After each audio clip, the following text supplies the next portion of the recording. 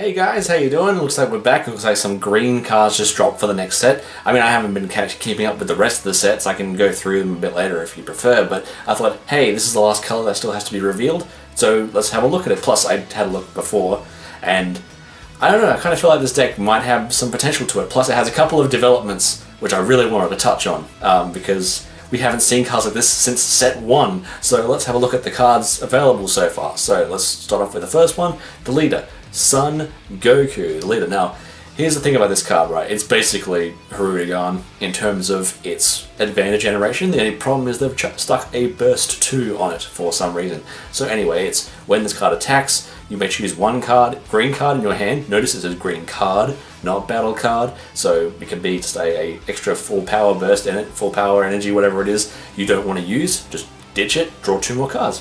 Fantastic. And then you draw 2. So you're essentially getting rid of 3 cards to get 2 cards. Not terrible, but that's just the thing there. Awaken, it has the awaken of you just get the energy back. But then the other side, oh boy, it doesn't do anything special, but do I love the theming of it. Oh my god, the Sparking 5, when he attacks, draw 1, and if a Krillin's in your drop area, which we haven't seen since set 1, that 6-cost Goku, in your drop area, this card gains 5k and double strike for the turn. That's fantastic. I mean, it's not a fantastic leader. Obviously, there are other leaders who do the same thing without requiring a dead Krillin. But it's just, I just love the theming. I think it's a fantastic leader in terms of the theming, and looks fantastic. I mean, what can you go wrong with that? Anyway, moving on, we've got Hyperspeed Son Goku. Now, this is your Self-Awakening card of the deck. Basically, it's just a standard old 3-cost Self-Awakening for 3 energy, requiring 2 green, 15k. But if you take when you play the card, you can choose up to 2 cards in your life, add them to your hand. If you add 1 or more cards to your hand, it gains 15k and critical. So 30k critical, always appreciate critical. Always like it in the deck. I don't think there's a lot of other critical in the green cards here. So I think just adding in like the 1-cost Gohan and things like that to give you more critical during the game would be really helpful. But hey, it's a Self-Awakening card. We always could use one of those. Moving on, we have the first interesting card of the set, which is Fledgling Duo Son Gohan. Like I say set, I mean color. But basically, he's a 2-cost 5k, which is a bit steep, but he tries to make up with it with his permanent, because I mean he has barrier, but his permanent is reduce the energy costs of Krillin cards in your hand by 1. Now, that in itself isn't very useful for previous Krillin cards. You've got like the Deadly Defender one, which only works with red leaders.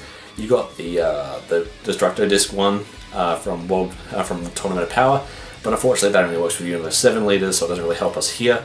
It's more for the Krillins in this set we're going to cover in a minute, but it basically brings them down to their minimum required amount, which is, of course, like most of them are a bit higher than you would expect for that. But this Gohan does stack, much like Kaba, so if you have 2 of them on the field, your 4-cost Krillins become 2 costs, your 3 costs become 1 costs, etc, etc. So you really want more than one in play to make those Krillin plays more feasible. But overall, it's, you know, what are you going to do? And as more sets come out, barrier just isn't going to be enough to protect him, especially if they're playing cards that attack active mode, things like that. So, I mean, he's fine, but I kind of feel like he should have a little bit more power, just to give him, like, maybe give him the 10k that he had in the first set, you know, the one that searched out the Krillins. That would probably be a bit better. Moving on, we're going to discover more the theme of the deck in terms of what they're aiming for with these green cards. Vegeta, fully recovered. This is the first card that really shows that the main idea of the deck is actually reborning, recovering, bringing stuff back from the drop area after it dies. Because his auto is when you play this card from your drop area, it gains dual attack. So basically it's as if it's the whole saying, the Zenkai boost, like once you get damaged or you die and you come back stronger. So he gains the dual attack when he comes back, and when he attacks, you choose one of your opponent's battle cards and you KO it. Or it has to be 4 or less, obviously. You have to give it some limitation, but that's like saying if you just play it normally, he only gets the 1, but if you bring him back, he gets the 2. 4 cost, 20k, not awful. It's pretty standard actually, like 20k, about 3 is pretty much the norm now, so 4 is a bit higher, but hey, you make up for it by bringing it back, so it's no big deal. Not a bad card. Now moving on, now we've got something really interesting to talk about here. Tactical Victory Vegeta.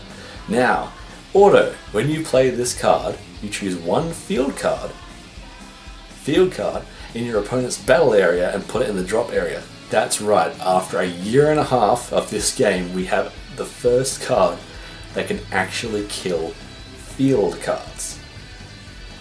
Year and a half, we have our first card. This card actually specifically kills off field cards, and I am so glad we eventually got this.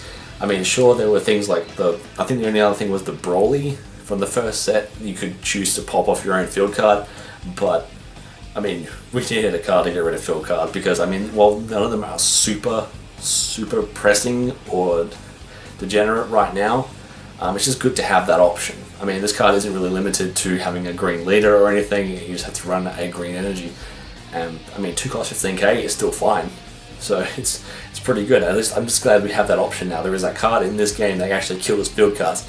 That is fantastic. Moving on, we have Ever Dependable Bomber. This is just your super combo for the set. It isn't fantastic, it's just another card. You can use it with green leaders, with green Saiyans, I should say, and Shenron. Green Saiyans, so that's basically like four Gokus, a Gohan from set 1, promo Gotenks, and the Brolys. I think that's the only green Saiyans. And the Shenron, which is just Purunga and the Shenron leader. But basically she is your taking the, getting the extra draw when you're on 5 life rather than 4 life. But her being 0/0 really hurts. I basically, once stuff has come out that's a 0 plus 10k, I've not been able to go back. Anything like that, you just can't risk it. If they play anything that gets rid of autos, you basically become dead cards. So, I mean, it's fine for what it is. I mean, I'd rather have it than not, but yeah, that's that. Anyway, moving on, we've got Persistent Assault Krillin, and we'll start getting into the Krillin card now. This is basically just a Deadly Defender. It just is. The only difference between him and other Deadly Defenders is, 1, he can be used by multiple different leaders. You can have a green or a black leader. 2, he trades off having the 20k on your own turn for having a draw. And he costs 1 more than the Deadly Defenders. He costs 4. With the Gohan, I'm assuming they are aiming to play the Gohan with him so he becomes a 3 cost, potentially a 2 cost, which is fine. And you gotta remember, he's basically just fodder to give your Goku super strength. Woo. So that's the Krillin. But I mean, like, you know, it's a Deadly Defender card basically. It's cool. He give you a draw. I mean, he's just, you know, and he's basically just as easy to defend as the regular Deadly Defenders. But yeah, it's a fine card. It's fine. I mean, it works with multiple different leaders, so good on him. Moving on to Fledgling Duo Krillin. Now this one is basically just the set 1 Gohan, but instead of the promo Gohan, but instead of it being a critical, it's a blocker, and it's a 4 cost still, 15k, which is pretty high, but again, you want to play the Gohan to make him cost a 3 cost or a 2 cost, and I guess potentially even a 1 cost if you want to play 3 Gohans and be insane. That is pretty good. Plus he's a blocker, so, you know, there's that. It's just something else, and he's fine. Again, he's fine. I just kind of feel like you're relying too heavily on having multiple Gohans out for these cards to be relevant or useful, and I don't think you can always rely on that. I mean, sure, Gohan's got barrier, but how long can a barrier help a 5k battle card? Just not. So yeah, again, it's fine. It does what it needs to do, and it just gives you a little bit of extra spot removal. But really, it's just kind of, you know, it's just there. It's just filling a spot in the deck. Moving on to our 1 cost 10k, Dende. Not a lot to say about it. There's always one of these in each of the sets now, you know. But there is one thing I want to point out. Is something weird about Dende to you in that picture?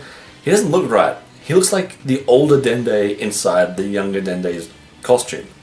I don't know what it is about him, but he just looks old. I don't know if that's just me or what's going on, but I just don't like that art very much. But I just remember him looking cuter than that. But anyway, moving on. We're going to move on to, let's see, we've got Chilai. Not much to say about this. It's one of the ones that's already been revealed. So I have more to say on it with the next deck profile that I've got to do, because, you know, it uses her a bit. But really, what else is there to say about her, really? I mean, you know, when your opponent's battle cards is KO'd, your opponent chooses 1 card in their hand and plays it in the drop area. Cool! That's nice. It's 2 cost 15k, and that does that. That's a nice ability. Yeah, let's talk about that later, shall we? Anyway, moving on. We're moving on to the Desire card now. Plea for Salvation. This is World Peace. This is just World Peace, which only works for Shenron cards. The trade-off is it only brings back green battle cards, and after you play the card, you can choose one of your opponent's battle cards that cost 2 or less and KO it. So it's basically giving you a little bit more spot removal in exchange for only bringing back green cards and only working with Shenron cards. I don't know if Shenron cards needed any more support. They seem to be getting all the good Desire cards right now, but hey, there you go. It's something. It's another green card to bring back your Vegeta, to bring back your cards to help really power your strategy forward. So there's that. Now we're moving on to the field spell for this deck, and I really like the idea of this field spell. It gives you it's a lot more like recursion. It's a 1-cost Freezer's Army Healing Pod. Basically, once per turn, when you play a green battle card from your drop area, you draw one. So it's just a little bit more hand advantage by basically following the strategy of the deck, which is just to keep recurring stuff. You got a few options, obviously. Outside of this card itself, which I'll talk about in a second, you've also got like Child's Wish, World Peace, the card we just talked about, the Plea for Salvation. You've also got the card from set 3, I've got it written down here, To Save Our Hopeful Future. It's a 4-cost green card that brings back a 5-cost or less green battle card. So it's something else. I mean, it's something else. It's not a wish, so you can't play it for free, but hey, it's something. You can bring back Gotenks, get some energy. But outside of that, the Freezer's Army Healing Pod also you can pay for and bring back a 4-cost or less from your drop area, so you're not gaining any advantage energy-wise. But hey, if you're in a tight spot, you're also going to lose the field spell itself, so you won't be able to draw any more cards. But if you're in a tight spot and you need to bring something back, the card gives you the opportunity to. Because the good thing is that Army Pod isn't restricted to green battle cards. You can bring back any 4-cost. So that's nice, that's cool. Alright, but there's that.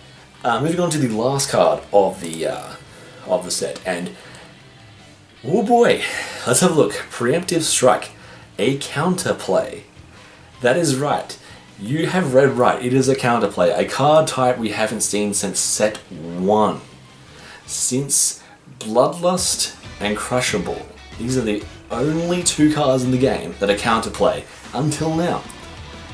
So, if your leader card is green, so we've got a counterplay now for a green deck, and the battle card your opponent is playing has an energy cost of 4 or less, it is placed in its owner's drop area instead of being played.